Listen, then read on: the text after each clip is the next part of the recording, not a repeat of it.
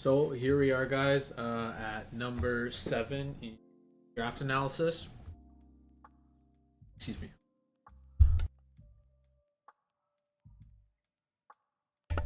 There we go. That'll be better. Number 7 in the draft analysis, Calvin Rowat's team. You guys obviously know Calvin is the founder of this group. He's one of 2 of the only S rank players.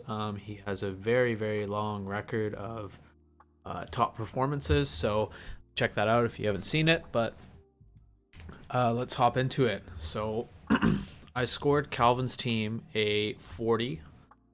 Now, first off, I want to say though, while it scored a 40, this is a team that I don't think would just go into anybody's hands very well. Since there are some things that I know can be dealt with by him, I understand the score shouldn't work like that, but like it is a good team and it is a 40. But there are some things that he will run into while playing the team. So, but anyways, I won't dive into that too much. So his offense, I scored an 8.5. That is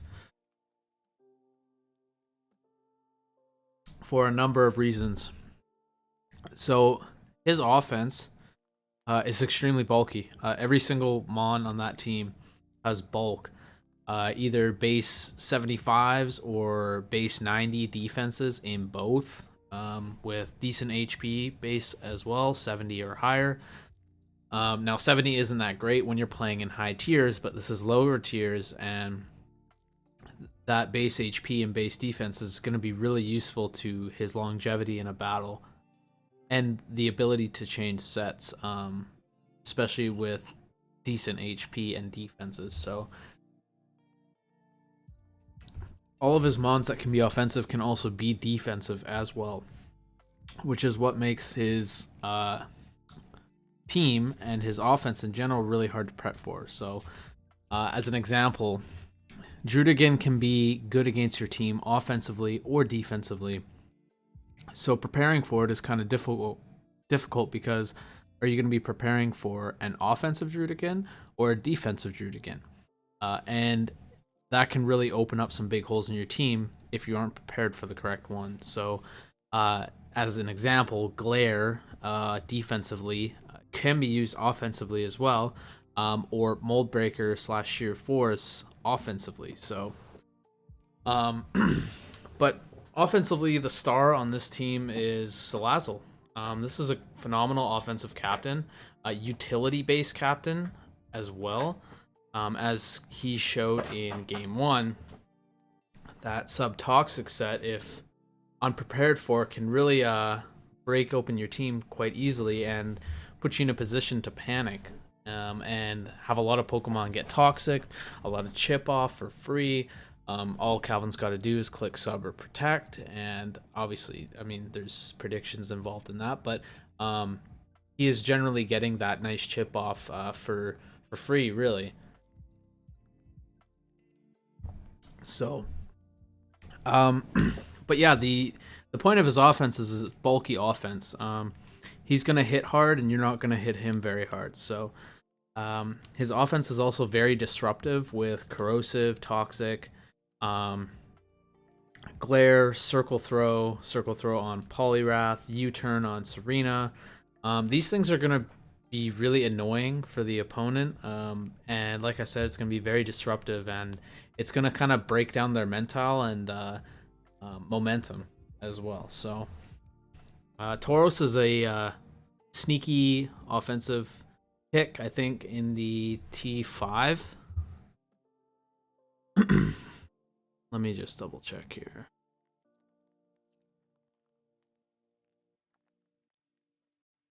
Yeah. So Tauros was kind of a sneaky little thing in the T5 section there, having 350 speed Jolly, high base defenses, decent base HP at 70, and great attack as well, base 100. So his defense is being 95 and 70. That's gonna be pretty annoying to deal with if you don't have a fighting type move, because it's generally going to tank something if it's not a fighting type move, and it could even tank the fighting type move as well, depending what it is. So, and then it's probably going to hit you twice as hard, if not Oko you, with Sheer Force, Body Slam, Close Combat, Throat Chopper, Earthquake, Life Orb set. That's going to hurt a lot. So it's also pretty versatile. It does have Iron Head, it has Mega Horn, it has Outrage, it has Rock Slide, Stone Edge. What else we got here? Oh, and Zen Headbutt. So pretty good coverage in a low tier draft like this. I think that's going to be really great. Its stats are really good. I don't know how that was in T5. That's a really great pick for both the shield and sword draft, whoever got it in the shield section. So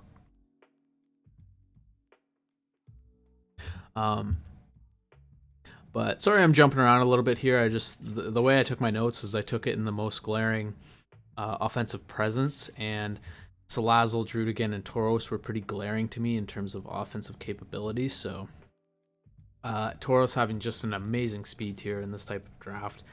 Again, at a T5, that is a steal. So the team kind of looks like it would struggle against pretty bulky teams, and we did see it struggle a little bit against bulk like Hayden's team. But like I said, it has a lot of tools to deal with that in terms of disruption and chip. Salazzle being one. Drudigan using Glare is also really disruptive and able to help you break through those walls. Salazzle being able to toxic poison types and steel types is really, really strong too. So he also has wall breaking capabilities with Drudigan, Tauros, and Rhydon. All of them are base 100 or higher attack. Drudigan being base 120, which reaches 372, Tauros 100, and Rhydon 130. So,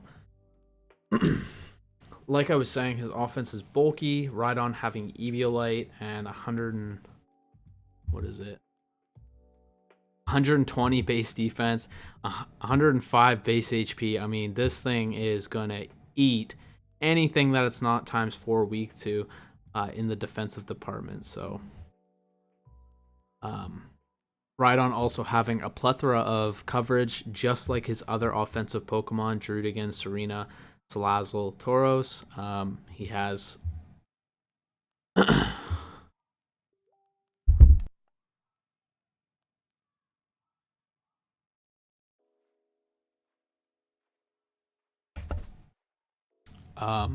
he has Aqua Tail, Body Press, so that means he has Iron Defense.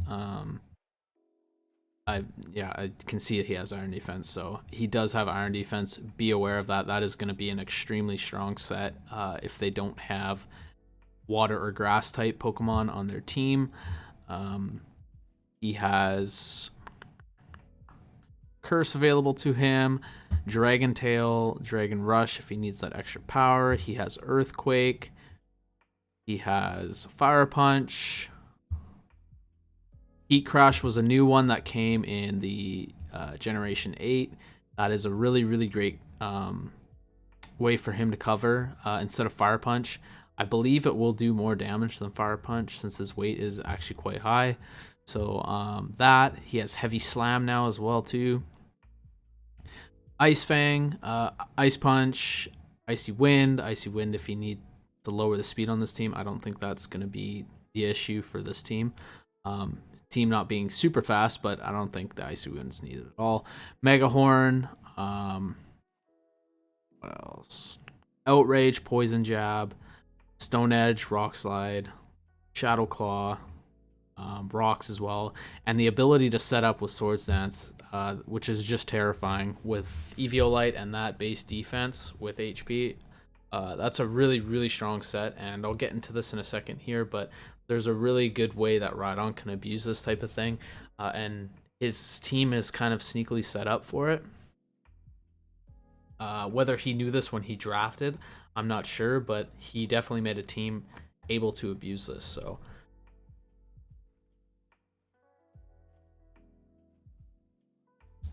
let's get into that section of abuse that I'm going to talk about. So he has some pretty nasty trick room abusers here. Rhydon being the nastiest one in my opinion, being able to fire off a stab earthquake. Rhydon, see the thing too, Rhydon doesn't have to run Eviolite. While it can, it doesn't have to. I think it'll help it because you could just run Eviolite and Swords Dance, and that way you can keep the bulk and still set up with the ×2. So like I said earlier, Rhydon having the coverage it does, being able to abuse it in Trick Room and always go first since the speed tier is absolutely awful. Yeah, base 40. So being able to use that behind Trick Room is going to be really strong. I think that is going to be something that Calvin uses to mix up an opponent that has good speed tiers. So something to look out for. But for the other Trick Room abusers, so Drudigan's an obvious one. Drudigan also having enormous coverage, just like the rest of his team. Gunk Shot being probably one of the best coverage moves it has. Dragon Tail is going to be really useful for it as well too. But the one that I want to talk about that I think is really sneaky is Aromatisse.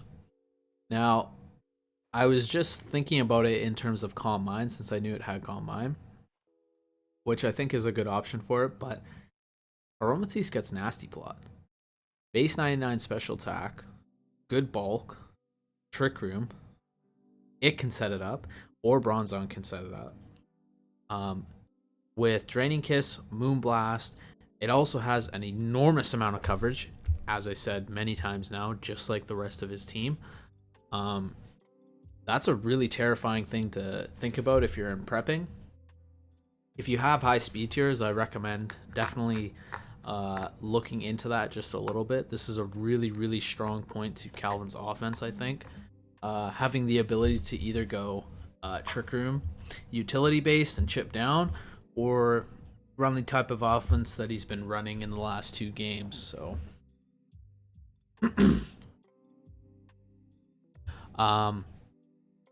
but last on the offensive part, since I won't hang around too long on this, I've already spent over 15 minutes on it. So you got Poliwrath, which Poliwrath also has great bulk, just like the rest of his team. Coverage, fighting type, water type. Circle Throw is really great option for it and really annoying, especially if Calvin's able to get rocks up. Rotom Frost, well, it can be offensive with Nasty Plot. I don't expect it to be an option for him too many times. The thing is it doesn't get Ice Beam, so it has to rely on Blizzard and Thunderbolt. I don't really like that. I feel like Calvin wouldn't like that either, so it's an option though. I wouldn't count it out, but I generally think this is going to come as a utility-based Pokemon with Defog, Will-O-Wisp, T-Wave, Toxic, Pain Split, Volt Switch, anything like that. So and then you have, Bronzong, Iron Defense, Body Press if he wants to. And that really, that kind of sums up his offense. The thing with his offense is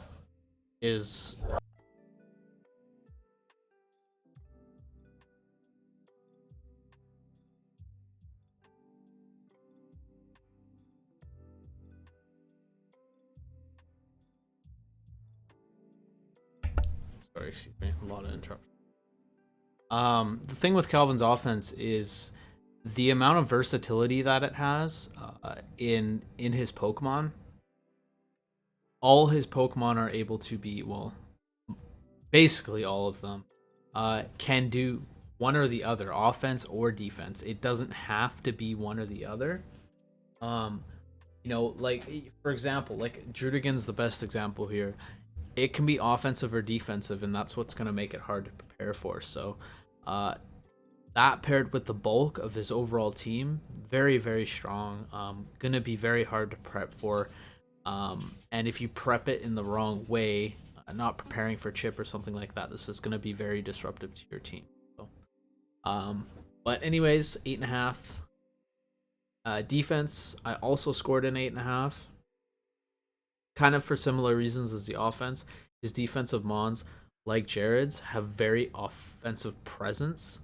Rhydon is not his defensive Pokemon per se, but it is bulky enough to be. It can be a rocker as well. It's also going to hit really hard. Bronzong able to set up with Iron Defense and Body Press, which hits very, very hard since this defense is very high. Aromatisse having the access to Calm Mind or Nasty Plot, since it's generally it's gonna be running Wish and Protect to make sure that it stays alive, but then it can run Wish, Protect, Moonblast, Calm Mind if it wanted to. I don't think having. I want to check here. Yeah, I don't think having Aromatherapy is gonna be, or Heal Bell is gonna be always the option for him. He has ways to get around that with, Salazzle being immune to poison and Bronzong also being immune to poison. Serena also able to use Aromatherapy and free up that spot to allow Aromatisse to be more of a threat. Since fairies are actually really good in this draft, there's very few of them, and there's very few mons that are just going to outright resist them. So generally, the people that have the fairy types have the big things that are going to resist them as well, i.e. Bronzong. Not to mention, Hidden Power is available in this as well, and that just opens up Aromatisse to be a Trick Room abuser. So, but Serena also being, that kind of utility-based Pokemon, kind of offense, kind of defense, not really one or the other, but it can be solo one or the other. So, we've seen Serena many times be just an offensive threat with Choice Scarf and its coverage. Knock off Power Whip, Triple Axle, U-turn, high jump kick. Whatever you need, this thing's got it. So that's basically the name of his defense and offense. Being able to utilize them in whatever way he needs to see fit against the matchup. That's what makes his offense and defense so incredibly strong. It's going to be the biggest threat about his team. So. Sorry, I got lots of notes here. Oh. His team had more things to talk about defensively, so I had quite a bit of notes this time. So generally in his defense, you're probably going to see Bronzong and Aromatisse come almost 90% of the time defensively, but to watch out for if Calvin feels like playing offensively, those things can come offensively. Those two Pokemon are going to be generally keeping the rest of his team healthy and alive, so allowing them to chip down or wall break.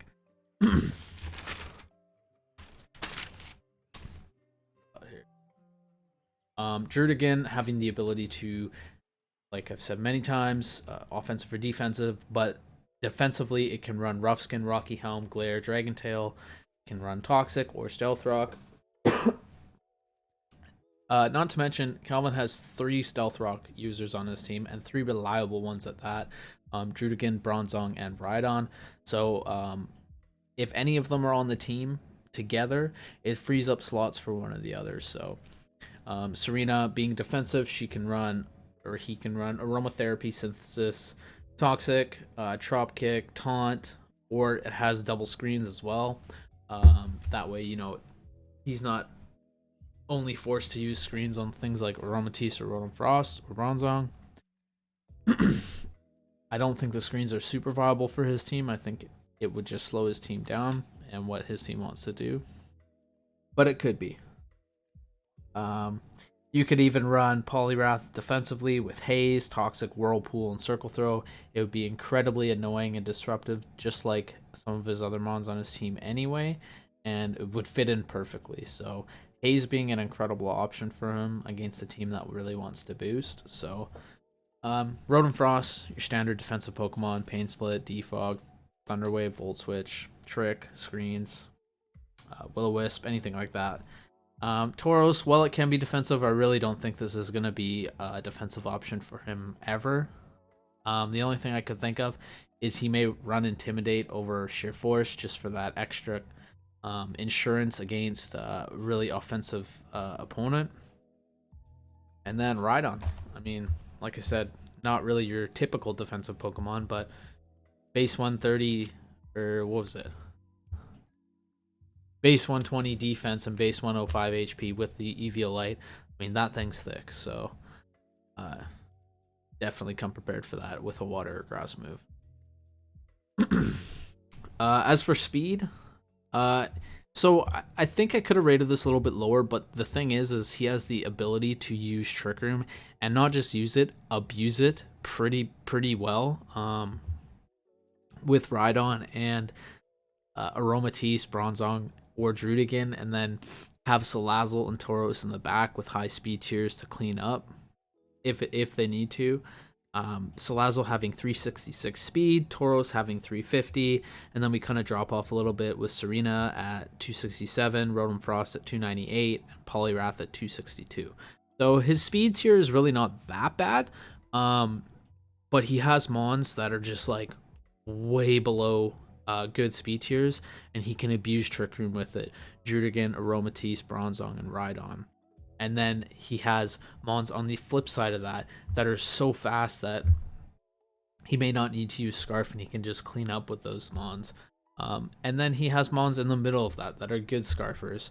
Serena, Poliwrath, and we've seen Tauros already Scarfed now. So those are good options for him. As for hazards, this is it's like a double-edged sword, this one, because while he has good hazards, I gotta turn this down a bit. Like this. While he has good hazard setup, I think his removal lacks a little bit.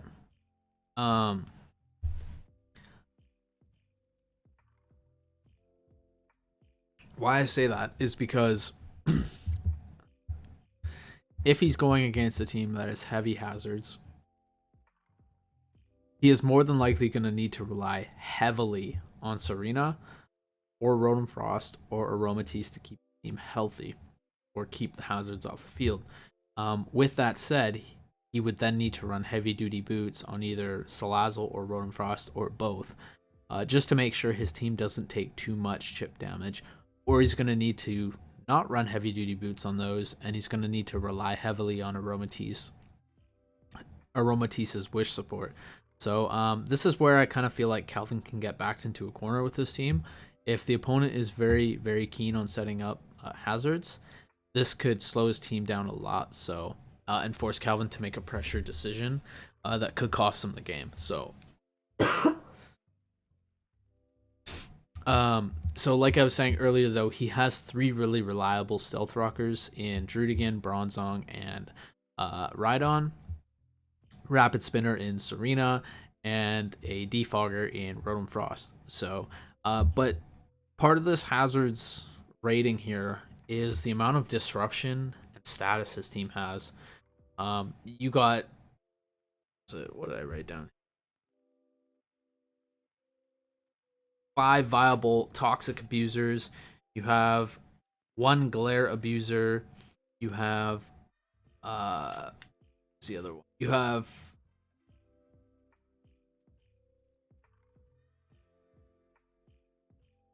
anyways, 5 viable toxic abusers is really threatening, actually. And the momentum and bulk that he has, he can easily make this just a painfully slow loss. I expect that to be how he plays a lot of his games, since he has the ability to do it very, very well and very, very easily. So those toxic abusers are Drudigan, Serena, Aromatisse, Bronzong, Salazzle, Rotom Frost. That's 6. And you can also, I think you can run it on Poliwrath as well. Just let me double check that. Yeah, Poliwrath has it as well. So I mean, he can really abuse those status and force the opponent to switch, take chip damage, take hazard damage, take status. It's just looking at it is painful. You're gonna get toxic at least once when you verse this team and potentially glared. As we've seen him, Bronzong, Salazzle, both abusing toxic really heavily. So definitely a really great part about his team here. So last but not least is his momentum. So this is where his team kind of is a little bit trickier and not quite as high rated as his others, due to the fact that he doesn't really have like a snowballer. He has a reliable U-turner, but aside from that, since I don't think Rotom Frost is going to be coming every single game, he doesn't really have any like momentum. Um, he generally is forcing the opponent to switch, is what I noticed. So the momentum too. I mean, you could say that Nasty plus Salazzle can get out of hand, and I do agree it can. But yeah, those are the things that are keeping it at a 7 right now. Not the U-turn or anything like that.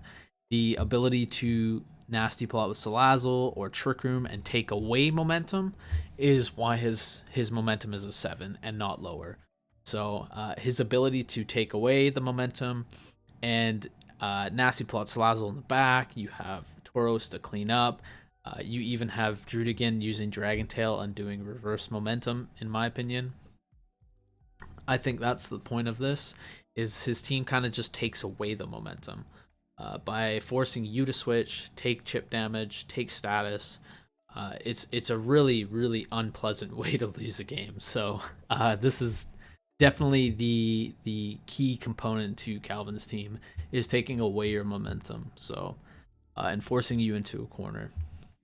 Overall, I think Calvin's got a really good team. Do I think this team is going to be good in anybody's hands? I don't think so, but in Calvin's hands, this is a really, really dangerous team. He has every component to make this a 40, though, barring not having the greatest momentum and the defogger not being the best, in my opinion. But in this type of draft, I think it's okay. And overall, I think this team is going to perform really well, as we've seen it do. He probably will struggle more again with bulky teams like Hayden's. Hayden's being probably the bulkiest in that division, but again, that is what I feel like is going to be the struggle for his team. But yeah, I hope you guys like the insight. I'm sorry for all the coughing and deep breaths I'm taking. I had a mask on for quite a long time today, so not just like a regular mask. I had a full respirator on today, so but yeah, hope you guys like this, and we'll see you on number 8.